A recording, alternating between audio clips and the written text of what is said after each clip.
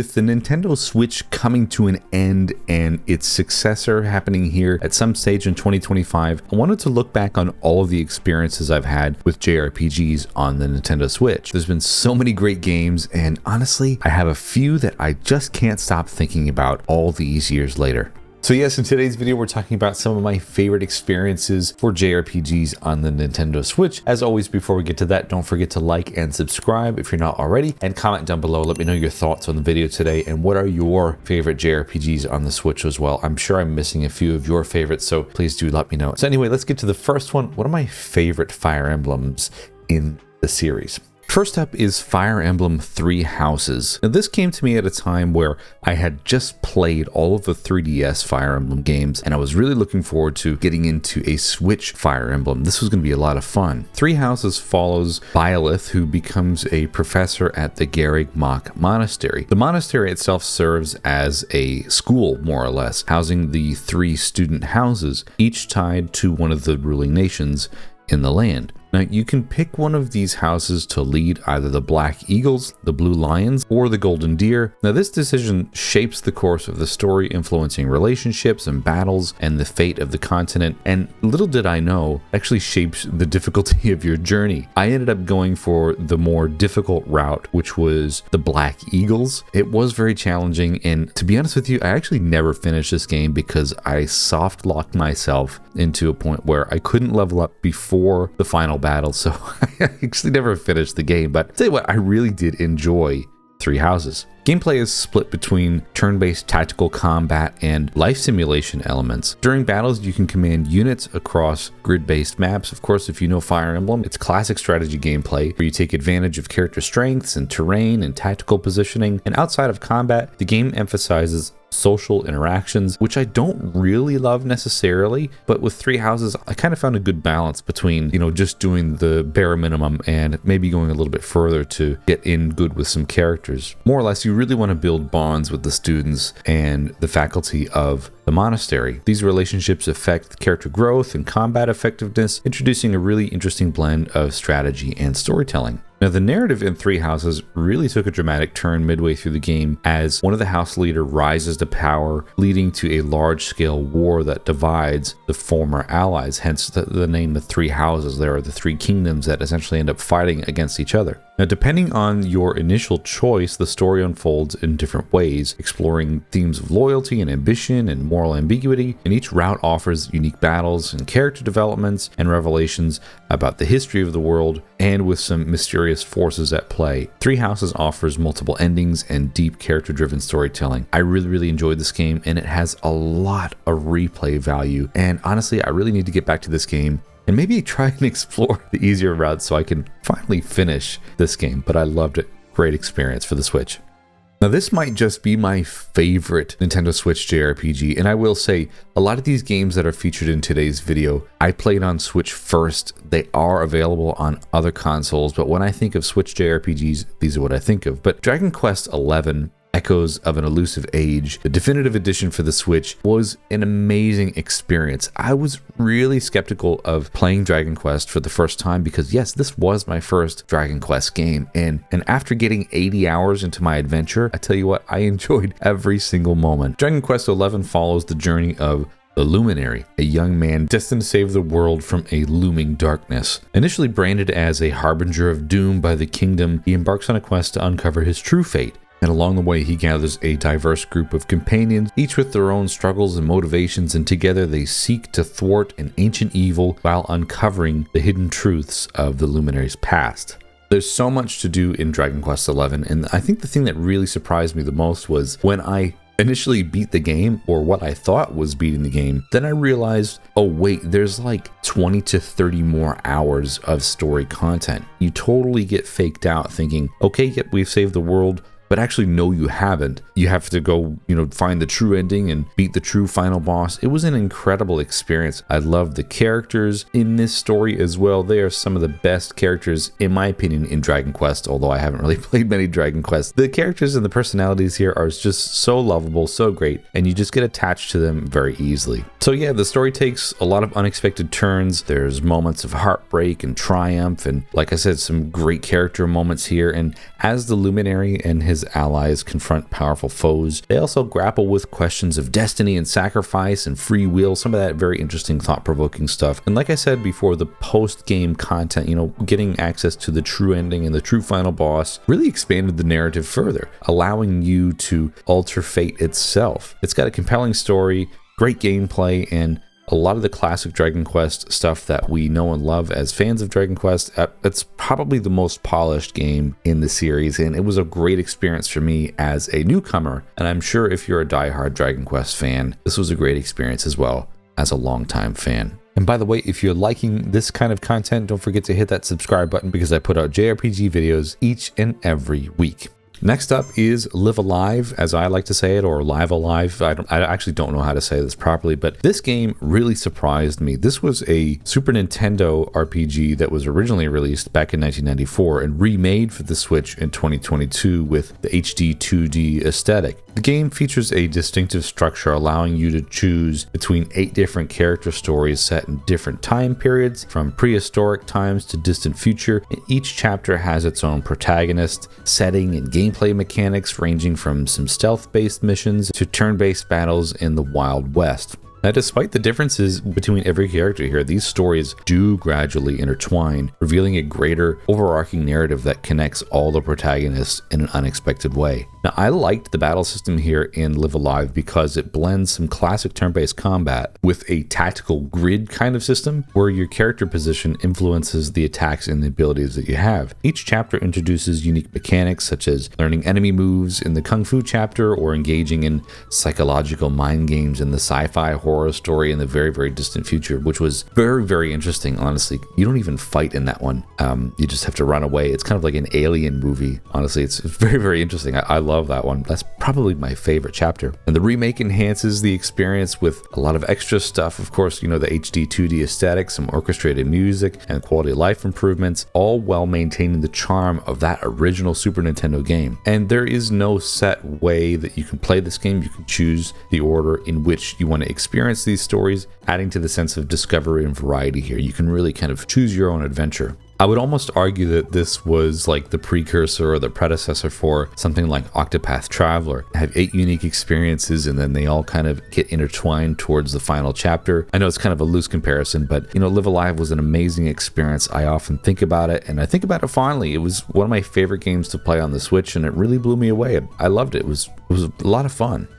Xenoblade Chronicles 3 was a amazing experience, and I was very, very excited for this game to come out. Xenoblade 3 follows 2 opposing factions, the Kevis and the Agnes, whose soldiers are trapped in an endless cycle of battle, only living for a small number of years before their inevitable demise. And 6 soldiers are thrust together after discovering the truth behind the world's perpetual war, and branded as fugitives, they embark on a journey to break the cycle and uncover the hidden forces controlling everything and pulling the strings behind the scenes. It's very thought-provoking stuff, and honestly, I think this is the most Xenogears we've gotten in Xenoblade. And if you're a fan of Xenogears, you kind of understand what's happening here. The adventure takes them across vast open environments, encountering colonies of other warriors and mysterious figures and the secrets of the mythical city, the kind of hub world that you get to later on in the game. It's very, very interesting, and that's stuff that's expanded in the DLC, which I'll talk about here soon. But the gameplay builds upon Xenoblade Chronicles' signature real-time combat system, where you control a party of up to 7 characters, each with unique roles and abilities. And the key feature here that I really loved in Xenoblade Chronicles 3 was the Ouroboros system, allowing characters to merge into powerful forms with some devastating attacks. And as another Xenogears callback, honestly, these forms that you take on as the Ouroboros really reminded me of the Gears. I loved that. With the open world exploration, it's enriched with a lot of extra side quests, which you can do, hidden lore, dynamic encounters. It really is a deeply immersive RPG experience that you can sink hundreds of hours into. And the story escalates as the protagonists learn of the true origins of the world, revealing its connection to the past Xenoblade games. Ultimately, of course, we fight for the future where people can live freely, though their victory comes at a cost, forcing them to separate and leaving the world's ultimate fate ambiguous. With its emotional narrative, which honestly I was bawling my eyes out. I can't remember what chapter it was, maybe chapter 5 or chapter 7 or something, but if you play this game, you know what I'm referring to. It is a real tearjerker moment. So many great moments here that made me feel a lot of feelings. It's got deep combat, a huge world. Xenoblade Chronicles 3 really delivered a powerful conclusion to the trilogy of Xenoblade games on the Switch, while leaving some room for further things to be expanded in the Future Redeemed DLC, which I really loved, and I'm just going to talk about here as well because why not? Future Redeemed served as a bridging of events. It really is like a prequel to Xenoblade Chronicles 3, but it also helps iron a couple questions out that you might have had for the ending of Xenoblade Chronicles 3. It follows Matthew, a descendant of Noah from Xenoblade Chronicles 3, who's searching for some stuff in the chaotic early days of the Ionios, and he ends up finding some familiar faces from the Xenoblade series, as you know, Shulk and Rex, and we discover some of the origins of the conflict that led to the creation of the world and some of the things that are happening in the world. And this expansion sheds light on a lot of the pivotal events, such as the formation of that city, the hub world that I mentioned before, and the early struggles against the shadowy Mobius forces. And as far as gameplay, there's some tweaked things here, but it's a shorter, more compacted, like 12 to 15 hour experience from memory. But the thing that really stuck out for me was the story, revealing some of the sacrifices made by earlier heroes to resist the evils and set the stage for the events of Xenoblade Chronicles 3. So this was a amazing way to tie up that Xenoblade trilogy, and there are some connections to Xenosaga as well, which is a series that I really need to get into. It just was really great brain food, honestly, and at the time of that DLC release, after I finished it, there was so many YouTube videos that were expanding on all the lore and all the world and stuff here. So it's a really great food for thought kind of game and food for thought kind of DLC. I love Xenoblade 3 and Future Redeemed DLC. Amazing experiences for the Switch. Triangle Strategy was another game that really surprised me, and it wasn't a game that I was super hyped for necessarily. I know Square came out with a demo maybe a couple of months before the game released. I didn't touch it. I wasn't interested in it, and I honestly don't know what made me pick it up, but I just figured, you know what, it's a Square title. I like tactics games, so let's give it a shot, and this game really blew me away. Triangle Strategy is set in the war-torn Roselia, and the game follows Serenoa Wolfort, heir to the House Wolfort, as he navigates a complex web of political intrigue and conflict between the three rival nations, Glenbrook, Aesfrost, and Hyzant. Now, the continent's fragile peace is shattered when Aesfrost invades Glenbrook, forcing Serenoa and his allies, including his fiancée and his loyal strategist, to make difficult choices that shape the fate of their homeland. The story is deeply influenced by player decisions, with key moments determined by the scales of conviction, a unique system where you and your allies vote on major decisions leading to multiple branching paths. It's not possible to get the best ending. Well, I guess it maybe is, but from what I found and read online when I was playing the game, you really can't get the best ending or the golden path until you do not one but two playthroughs. So with multiple endings and one possibility for the best outcome, I mean, this was an amazing experience, and some things do carry over as well into your second playthrough. So this was, honestly, I really loved the story. I loved the world of Triangle Strategy, and the gameplay was kind of like a callback to Final Fantasy Tactics, which I still need to play. So combat emphasizes, your terrain advantages and positioning and elemental interactions, and each character has a distinct role with unique abilities that encourage strategic synergy. And outside of battle, you can explore the towns in your areas a little bit. You can get some information and try and persuade characters to influence votes on the scales of conviction, affecting alliances, battlefield conditions, and of course, like I said before, the game's endings. So Serenoa's choices dictate whether he remains loyal to his kingdom, pursues freedom, or seeks a balance between morality and pragmatism. With multiple endings, morally gray decisions, and a richly detailed world, I tell you what, Triangle Strategy offered me a really immersive, narrative-driven experience. It really blew me away. The game's blend of strategic combat, political intrigue, and meaningful choices really made it a standout title for the Switch for me. I loved it. And again, I know you can play this elsewhere, but when it first came out on the Switch, this was a must-play JRPG experience for the Switch, and honestly, it still is. And there's no way I can do a Nintendo Switch JRPG video and not mention Super Mario RPG. This was a game that I first played back in like 2022. So I was very fresh in my mind, and it was a game that I had waited to play until I had a physical copy for the Super Nintendo, and lo and behold, the remake was announced, and it was a very short window between me playing the original game and the remake coming out, so I feel like I was in my prime Mario RPG hype.